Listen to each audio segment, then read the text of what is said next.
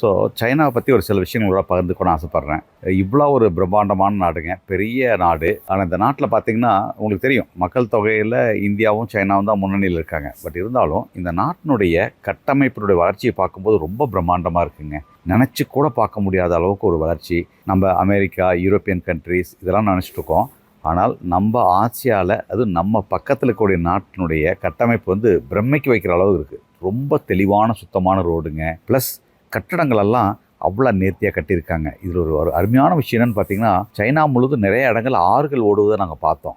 ஆனால் அந்த ஆறுகள் எப்படி இருக்குன்னு பார்த்தீங்கன்னா, அப்படியே நம்ம தூரத்துலேருந்து பார்த்தாலும் அந்த மண் தெரிகிற அளவுக்கு கிறிஸ்டல் கிளியராக இருக்குங்க. அந்த அளவுக்கு அந்த ஆறை சுத்தமாக வச்சுருக்காங்க. எதுக்கு சொல்கிறேன்னாங்க, இப்போது நான் அந்த வீடியோ ஷூட் பண்ணிட்டு இருக்க இடத்துல பார்த்தீங்கன்னா பக்கத்தில் ஒரு ஆறு ஓடிட்டுருக்கு. அந்த ஆறை ஒட்டி அத்தனை கட்டடங்கள் இருக்குது. இந்த கட்டடங்கள்லேருந்து வரக்கூடிய கழிவுநீர்கள்லாம் ஒரு துளி கூட அந்த ஆற்றுல கலக்காத அளவுக்கு அந்த கழிவுநீர் மேனேஜ்மெண்ட் அதாவது